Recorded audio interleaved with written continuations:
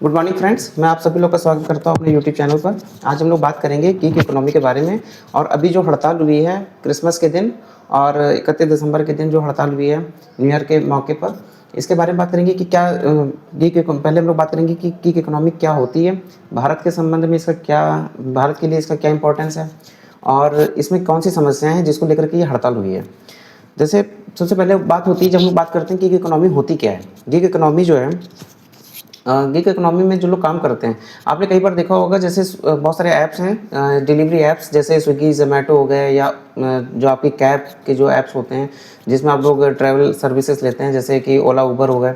या फिर जो आपकी ग्रॉसरी आइटम जो डिलीवर करते हैं जैसे ब्लिंकिट हो गए। तो इनमें जो लोग काम करते हैं, आपने देखा होगा ये कभी परमानेंट एम्प्लॉय नहीं होते। इनमें क्या होता है कि जो लोग ये काम करते हैं उनको जितना वो काम करते हैं उस हिसाब से उनको कमीशन मिलता है, उनको पर ऑर्डर के हिसाब से कमीशन मिलता है। अब इसमें ये तो हो गई आप तो इनके जो काम करते हैं इनको गीग इकोनॉमी का, इस सेक्टर को गीग इकोनॉमी का हिस्सा होते हैं, और जो इनमें काम करते हैं उन्हीं को गीग वर्कर्स बोला जाता है। तो इनमें से समस्या, अब ये बात आप पूछेंगे कि ये भारत के संबंध में इसका क्या यूज़ है, भारत में क्यों इतना तेज़ी से फैल रहा है। देखिए, भारत की आबादी बहुत ज़्यादा है और यहाँ पे रोज़गार की कमी है, बहुत आबादी के हिसाब से भी बहुत ज़्यादा है, और उतनी ज़्यादा सब लोग के पास स्किल्स नहीं होती हैं कि उनको कोई बहुत अच्छी नौकरी मिल पाए, या फिर इतनी आबादी के बीच में उनको सबको तो नौकरी देना भी पॉसिबल नहीं है, किसी भी सेक्टर में सारे लोग तो नहीं जा सकते हैं। तो इस दौरान क्या होता है कि जो गीग इकोनॉमी है ये बहुत यूज़फुल होती है। यूज़फुल इस चक्कर में होती है, इस संबंध में है कि आप इसमें काम करते हैं और जितने घंटे आप काम करते हैं उस हिसाब से आपको पैसा मिलता है। इसमें ये बाउंडेशन नहीं होती है कि आपको 10 घंटे का ही काम करना है, या आपको मतलब कि सैटरडे संडे के दिन का काम नहीं मिलेगा, या सब ऐसा कुछ नहीं है। इसमें आप इनका ज़्यादातर ये ऐप्स के थ्रू होते हैं, ये अपने आप को ऑनलाइन करते हैं। उस दौरान इनको जब कोई ऑर्डर मिलता है तो ये उसको डिलीवर करते हैं, वो सर्विस देते हैं, उस दौरान उनको पैसा मिलता है। आज अब तो ये बहुत सारे हैं, जैसे घर जाके भी लोग काम करते हैं, जैसे अर्बन क्लैप और ये सब भी जो सर्विस दे रहे हैं, ये सब ज़्यादातर गीग इकोनॉमी का हिस्सा है। इसमें अगर आप देखोगे सबसे ज़्यादा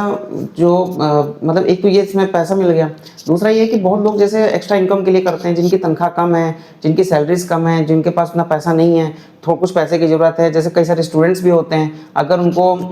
खर्चे जो हैं अपने छोटे मोटे खर्चे निकालने होते हैं, तो वो इसमें वो काम करते हैं, 2-3 घंटे जो भी अपना फ्री टाइम है उसमें वो काम करते हैं और उस हिसाब से उनको वो पैसा मिल जाता है। अब देखिए, ये देखने में बहुत अच्छा कॉन्सेप्ट लगता है कि इसमें तो बहुत अच्छा है, इसमें तो लोगों को पैसे भी मिल रहे हैं, बढ़िया है। लेकिन इसमें फिर समस्या क्या आती है, और समस्या जो है जिसके लिए हड़ताल हुई है, मैं उसी बारे में आपको बताना चाहूँगा कि आखिर वो कौन कौन से मुद्दे हैं जिनके ऊपर ये हड़ताल हुई है। देखिए, पहले तो एक समस्या ये है कि कंपनियों के जो टारगेट हैं वो बिल्कुल भी रीजनेबल नहीं है, वो बिल्कुल ऐसे हैं कि मतलब उनको अगर आप फॉलो नहीं कर सकते हैं। जैसे कि 10 मिनट का टारगेट देते हैं, आधे घंटे का देते हैं। क्या आप भारत के किसी भी शहर में आप ये अंदाज़ा लगा सकते हैं, क्या आप ये गारंटी ले सकते हैं कि किसी जगह से उस शहर के अंदर किसी लिमिट में आपको जाने के लिए 10 मिनट में आप पहुंच जाओगे? तो आप ये समझ लीजिए कि जो ये कंपनियां ऑर्डर दे रही हैं कि 10 मिनट में आपको ये डिलीवर करना है, ये सामान आपको डिलीवर करना है, या आपको सर्विस देनी है, क्या वो 10 मिनट पॉसिबल है? और अगर जब ऐसे टारगेट रहेंगे तो उसको फॉलो करने के लिए, उसको पूरा करने के लिए जो एम्प्लॉय होगा उसको किस हद तक, कितनी स्पीड से वो काम करना होगा। अगर वो बाइक चला रहा है या अगर वो डिलीवरी ऐप कर रहा है, उसमें उसको कोई चीज़ डिलीवर करनी है, तो उसको कितनी तेज़ गाड़ी चलानी पड़ती होगी, और इतना ट्रैफिक और इतना ज़्यादा रिस्क लेना पड़ता होगा कि ये बिल्कुल भी, मतलब वो एक समझ लीजिए कि वो चलता फिरता एक तरीके से वो अपने लिए तो है ही ये समस्या, उसका अगर एक्सीडेंट हो जाए तो फिर तो समस्या है ही वो। इसके अलावा वो रास्ते में चलते हुए और लोगों के लिए भी खतरनाक है, क्योंकि आप सोचिए कि कोई आदमी जो है कि उसके दिमाग में सिर्फ ये चल रहा है कि हमें 10 मिनट के अंदर ये ऑर्डर डिलीवर करना है, और या फिर हमें आधे घंटे के अंदर पिज्जा डिलीवर करना है, तो वो मतलब उसको सिर्फ अपना टारगेट दिख रहा है, क्योंकि अगर वो नहीं पूरा करेगा तो कंपनी उसके पैसे काट देगी, तो वो तो अपने उसकी जेब से पैसा कट जाएगा, या फिर उसकी रेटिंग कम हो जाएगी तो उसको उतना कमीशन नहीं मिलेगा या काम नहीं मिलेगा। तो इस चक्कर में क्या हो रहा है कि वो कंपनियों के इस अनरीजनेबल टारगेट की वजह से उनकी जॉब हमेशा खतरनाक है। दूसरी चीज है कि जब ये बात करते हैं कि कमीशन की, जो इनको कमीशन दिया जाता है, देखिए जब आपने देखा होगा सर्च प्राइसिंग होती है, इसमें प्रीमियम प्राइसिंग होती है। जितना बिजी टाइम में आपका या जितना ज़्यादा इंस्टेंट सर्विस होगी उसका रेट उतना ज़्यादा होगा, लेकिन उसमें जो है उसकी कीमत देता कौन है? उसकी कीमत देता है सिर्फ एम्प्लॉय। क्योंकि देखिए, कंपनियां तो पैसा ले रही हैं, लेकिन एम्प्लॉय जो आपका ग्राहक है वो भी पैसे दे रहा है, लेकिन जो आपका एम्प्लॉय है उसको कितना पैसा मिल रहा है। वो अगर कंपनी किसी चीज के नॉर्मल रेट मान लीजिए 100 रुपए है, अगर उसको 150-200 रुपए अगर वो ले रहे हैं, तो 150-200 रुपए अगर वो 200 रुपए उसके चार्ज कर रहे हैं, तो एम्प्लॉय जो है, जो उसमें की वर्कर है, उसको वो मिलता है मुश्किल से उसको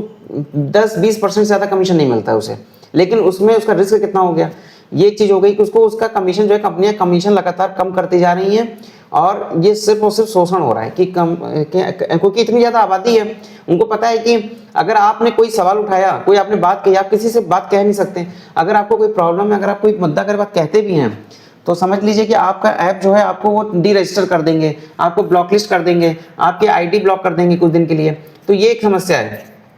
दूसरा ये है एक्सेसिव वर्कलोड है, जब आपका कमीशन कम है, टारगेट ज़्यादा है, आपको इतने अनरीजनेबल टारगेट्स हैं, तो आपके पास सारा जो मेंटल स्ट्रेस आपका आता है, वो आप छुट्टियों के दिन भी काम कर रहे हैं क्योंकि कमीशन कम है। आपको ज़्यादा से ज़्यादा जब आप पार्सल डिलीवर करेंगे तभी तो आपको पैसे मिलेंगे, या ज़्यादा से ज़्यादा जब आप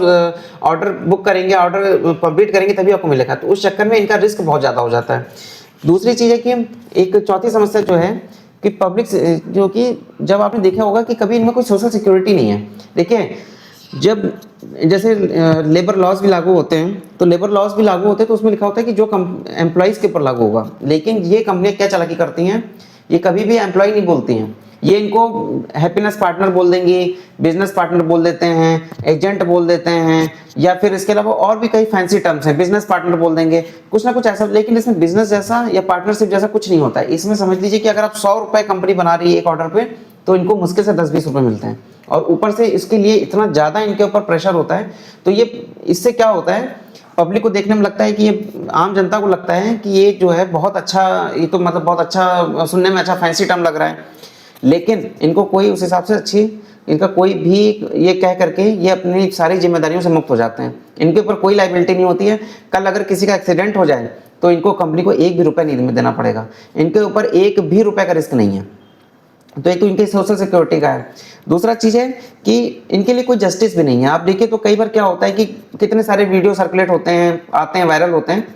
कि कोई भी एम्प्लॉई किसी मतलब कोई किसी कस्टमर ने ऑर्डर किया, उसके बाद उसने मिसबिहेव किया। मिसबिहेव करने का मतलब है कि किसी ने उसके रिलीजन देख करके ऑर्डर कैंसिल कर दिया, किसी ने कोई अगर 5वें मंजिल पे रह रहा है, 10वें मंजिल पे रह रहा है, किसी अपार्टमेंट में रह रहा है, तो वो कहता है कि नहीं मैं नहीं जाऊंगा, आप ही को ऊपर आना पड़ेगा। उन्हीं की लिफ्ट में, उन्हीं की जो जिस जगह वो रह रहे हैं वहाँ पर उनके लिए साथ इतना बुरा व्यवहार होता है कई बार कि उनको पार्किंग नहीं दी जाती है, या फिर उनको जो उनका, जब वो जाते हैं तो उनको 5वें मंजिल 6ठी मंजिल तो उनको लिफ्ट भी यूज़ करने नहीं दी जाती है। इसके अलावा वहाँ के जो सिक्योरिटी सिस्टम होते हैं, वहाँ पे उनको 10 जगह रजिस्टर करना होता है, उनका नाम लिखना पड़ता है, साइन करना होता है, उनको बताना होता है, फिर उनको बात करवाना पड़ता है इंटरकॉम से। तो इसमें ही इतना समय निकल जाता है। और इसके बाद क्या होता है कि जब फिर उसके बाद अगर खाना ठंडा हो गया, या फिर थोड़ा सा भी अगर डिले हो गया, या फिर थोड़ा सा भी अगर पेशेंस लेवल नहीं है किसी कस्टमर के अंदर, तो वो इनकी रेटिंग खराब कर देता है। या फिर कई बार ऐसा होता है कि वो मिसबिहेव करने लगते हैं, कि कई बार तो गाली गलौज, हाथापाई की भी नौबत आ जाती है।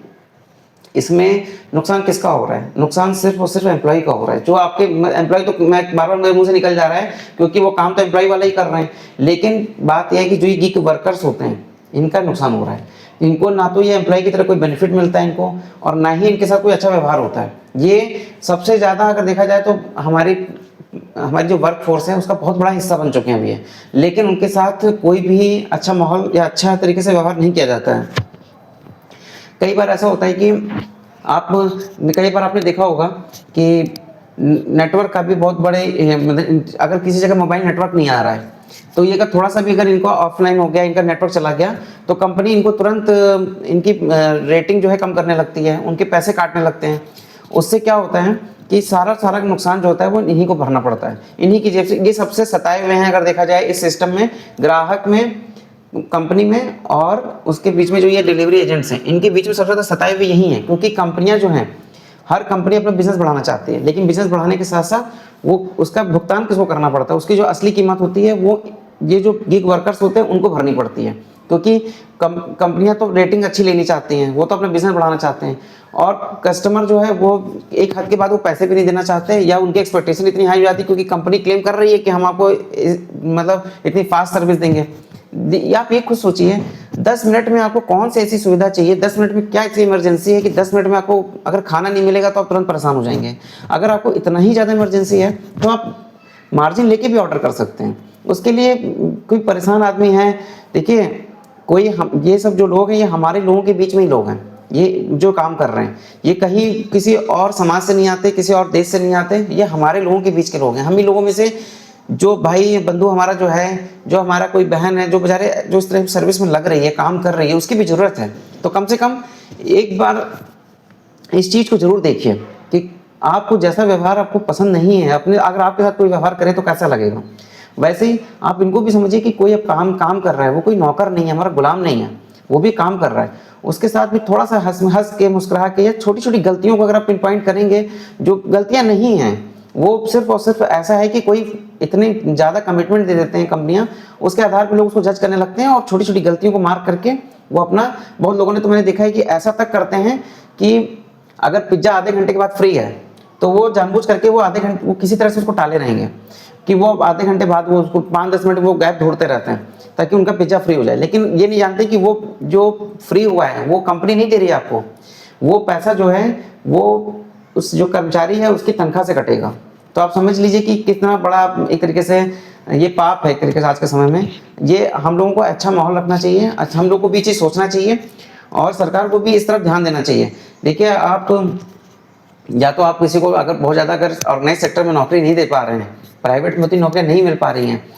तो कम से कम अगर हमारा गिग इकोनॉमी जो है अगर हमारा एक अच्छा टूल हो सकती है लोगों को रोजगार देने का, अगर कोई सीजनल वर्कर में काम करना चाहे, कुछ एक्स्ट्रा कमाना चाहे, उसके लिए अगर कुछ बन सकता है तो सरकार को भी इस तरफ ध्यान देना चाहिए